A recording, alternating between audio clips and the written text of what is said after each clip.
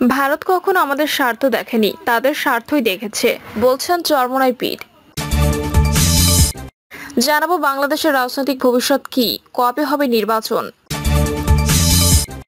Phoenix পাখির মতো জেগেছে বিএনপি,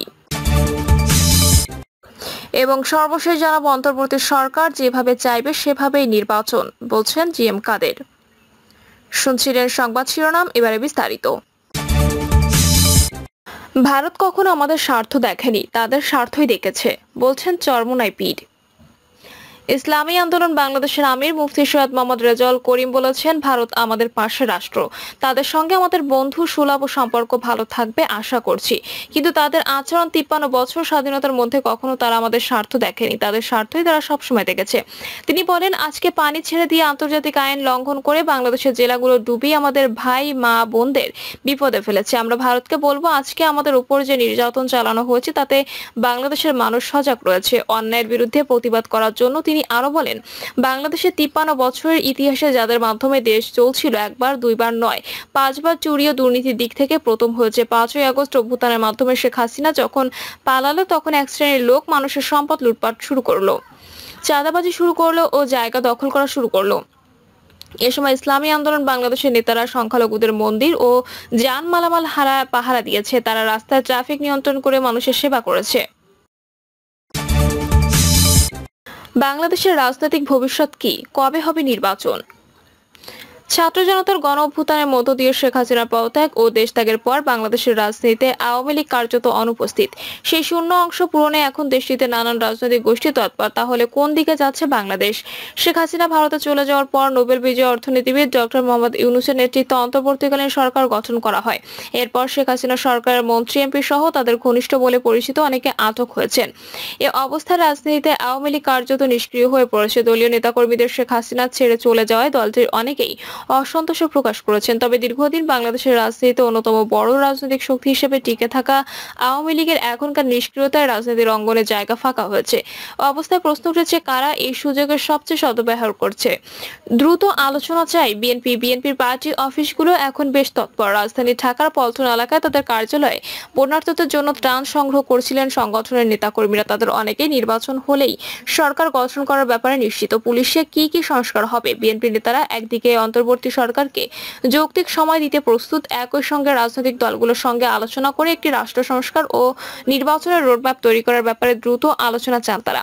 তাদের ভেতরে এই তাড়াহুড়ো কেন জানতে চাইলে দেশটির সিনিয়র যুগ্ম মহাসচিব রুহুল কবির রিজভী ডয়েচে ভেলেকে বলেন, যখন রাজনীতির শূন্যতা তৈরি হয় তখন সেই শূন্যতার পূরণে ঝড় নেমে আসে।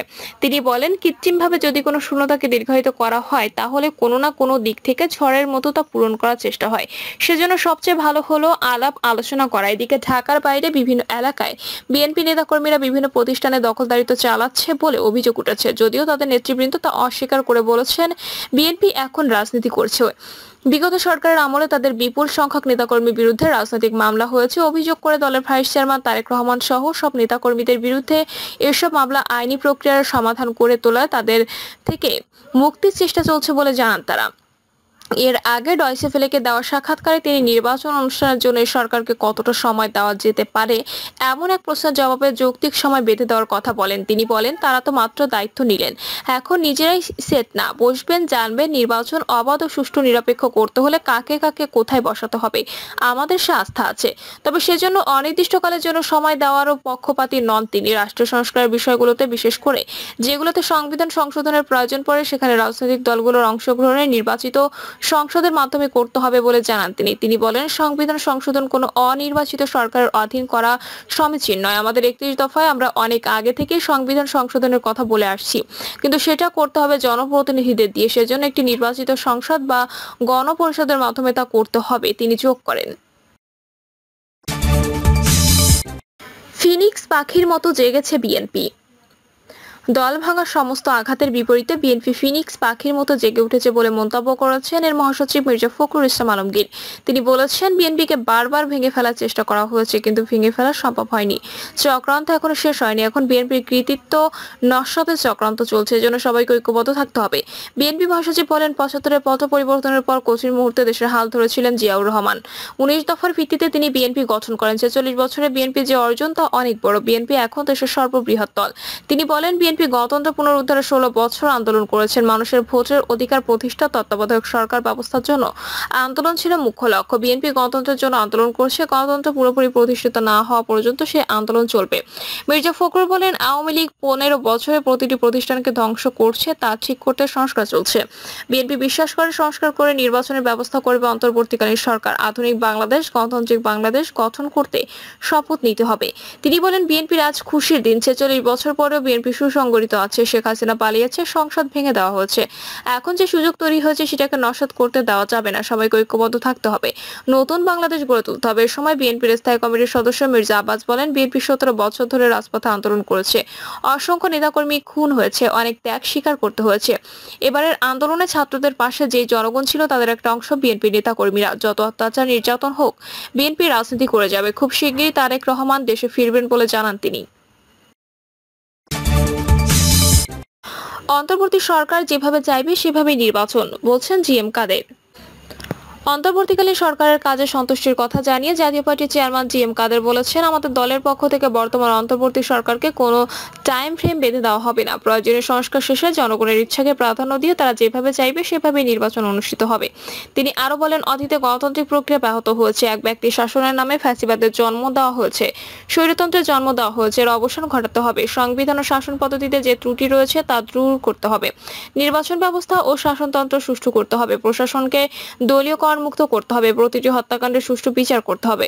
ট্রুথ কমিশন গঠন করে স্বীকৃত দুর্নীতিবাজদের অর্থ সরকারি কোষাগারে ফেরতের সুযোগ দেওয়া যেতে পারে। জিএম কাদের বলেন, বৈষম্য বিরোধী ছাত্র আন্দোলনে যারা শহীদ হয়েছেন তাদের পরিবারকে ক্ষতিপূরণ ও পুনর্বাসন করতে হবে। যারা আহত হয়েছেন তাদের সুচিকিৎসা নিশ্চিত করতে হবে এবং ভবিষ্যতে তারা যেন হারিয়ে না যায় সেজন্য রাষ্ট্রকে ব্যবস্থা করতে হবে। তিনি আরো বলেন, সাধারণ মানুষের ধারণা নির্বাচিত সরকারের চেয়ে অনির্বাচিত সরকার বেশি সুশাসন দিতে পারে। আমরা মনে করি দ্রুত আইন শৃঙ্খলা পরিস্থিতি স্বাভাবিক করতে হবে। পুলিশের ভয়ভীতি দূর করে তাদের মাধ্যমে মানুষের সার্বিক নিরাপত্তা নিশ্চিত করতে হবে। দ্রব্যমূল্য সাধারণ মানুষের ক্রয় ক্ষমতার মধ্যে রাখতে হবে।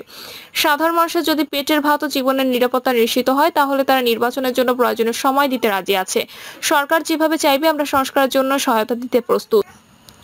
এক প্রশ্নের জবাবে জিএম কাদের বলেন, অনেক বেশি মামলা হচ্ছে। এত মামলা হলে প্রকৃত দোষীরা পার পেয়ে যাবে। শেখ হাসিনাকে দেশে ফিরিয়ে এনে বিচারের মুখোমুখি করার দাবি জানাবেন কিনা এমন প্রশ্নের জবাবে তিনি বলেন, এ দাবি আমি আগেই করেছি, যা দেশি বিদেশি গণমাধ্যমে প্রকাশিত হয়েছে। জিএম কাদের বলেন, আমরা শনিবার প্রধান উপদেষ্টা ডক্টর মোহাম্মদ ইউনূসের সঙ্গে বৈঠক করেছি। জাতীয় পার্টি সবসময় জনগণের পক্ষে ছিল এবং আজীবন থাকবে। একটি পক্ষ উদ্দেশ্য প্রণোদিত হয়ে জাতীয় পার্টি দোষারোপ করে, যা আসলেই ঠিক না। জিএম কাদের বলেন, 2001 সালে 8ম জাতীয় সংসদ নির্বাচনে বিএনপি নেতৃত্বাধীন 4 দলীয় জোট বিপুল সংখ্যাগরিষ্ঠতা পেয়ে সরকার গঠন করেছিল। যে নির্বাচন দেশে ও বিদেশে গ্রহণযোগ্য হয়েছিল। কিন্তু 2000 সালে আওয়ামী লীগের শেষ বছর বাংলাদেশ দুর্নীতিতে বিশ্ব চ্যাম্পিয়ন হয়েছিল। একইভাবে র‍্যাব দিয়ে বিচার বহির্ভূত হত্যা ও দুর্নীতি দুঃশাসনে দেশের মানুষ অস্থির হয়ে পড়েছিল। 2001 সালে বিএনপি ক্ষমতায় আসার পরে পরপর 4 বার দেশ দুর্নীতিতে বিশ্ব চ্যাম্পিয়ন হয়। তত্ত্বাবধায়ক সরকার ব্যবস্থায় নিজেদের লোক ঢুকিয়ে দলীয়করণের চেষ্টা হয়েছিল। 11-এর পর 2008 সালের নির্বাচনে আমরা মহাজোটের অংশ ছিলাম। সেই নির্বাচনে আওয়ামী লীগ বিপুল সংখ্যাগরিষ্ঠতা নিয়ে সরকার গঠন করে। ফেয়ার নির্বাচনে সে সময় বিএনপির অবস্থা খুবই নাজুক হয়েছিল। মহাজোট গঠনের সময় আওয়ামী লীগের সঙ্গে আমাদের কথা হয়েছিল বিচার বহির্ভূত হত্যা, দুর্নীতি ও দলীয়করণ এবং নির্বাচন ব্যবস্থা প্রভাবিত করা বন্ধ করতে হবে। কিন্তু নির্বাচনের পরে আওয়ামী লীগ কথা রাখেনি। তারা তাদের মতো করে সংবিধান সংশোধন করে নির্বাচন করেছে। তিনি বলেন, সংবিধান সংশোধন করতে হবে, কারণ সংবিধানে এক ব্যক্তিকে যে ক্ষমতা দেওয়া হয়েছে তাতে দেশে স্বৈরশাসন সৃষ্টি হচ্ছে। আমরা চাই প্রধানমন্ত্রী দলীয় প্রধান হতে পারবেন না। এক ব্যক্তির হাতে ক্ষমতা থাকলে দল, সরকার ও রাষ্ট্র সাধারণ মানুষের বিপক্ষে চলে যায়। এক ব্যক্তি বেশি দিন ক্ষমতায় থাকলে তার মধ্যে একনায়কতন্ত্র কায়েম করার চিন্তা আসে। তাই আমরা চাই কোনো ব্যক্তি যেন দুবারের বেশি প্রধানমন্ত্রী হতে না পারেন। আমাদের দেশের রাষ্ট্রপতির ক্ষমতা একেবারে শূন্য করা হয়েছে। আমরা চাই সংসদের 4 ভাগে 3 ভাগ ভোটে যদি রাষ্ট্রপতি নির্বাচিত হন তাহলে যে কোনো সরকার প্রধান তাকে যখন তখন অপসারণ করতে পারবে না। এখন প্রায় সব ব্যাপারে রাষ্ট্রপতিকে প্রধানমন্ত্রীর সঙ্গে পরামর্শ করতে হয়। আমরা এর বাতিল চেয়েছি। আমরা চাই সাংবিধানিক প্রতিষ্ঠানগুলোর রাষ্ট্রপতি একটি ব্যবস্থাপনার মধ্য দিয়ে নিয়োগ দেবেন। আমরা চাই রাষ্ট্রপতি তার জায়গা থেকে ক্ষমতা প্রয়োগ করবেন। এতে ক্ষমতার ভারসাম্য রক্ষা করার সুযোগ সৃষ্টি হবে। জাতীয় পার্টি চেয়ারম্যান বলেন, নিম্ন আদালত রাষ্ট্রপতির মাধ্যমে সম্পূর্ণ প্রধানমন্ত্রীর নিয়ন্ত্রণে। সংবিধানের 116 ধারা বাতিল করা উচিত। নিম্ন আদালতের ব্যাপারে সব ক্ষমতা প্রধান বিচারপতির হাতে দেওয়া উচিত। উচ্চ আদালতের নিয়োগ রাষ্ট্রপতি দেবেন, কিন্তু তা সুপ্রিম জুডিশিয়াল কাউন্সিলের মাধ্যমে পাশ হতে হবে। একই সঙ্গে নির্বাচন কমিশনার যারা নির্বাচিত হবেন তাদের মিনিমাম একটা কোয়ালিটি নির্ধারণ করতে হবে আইনের মাধ্যমে।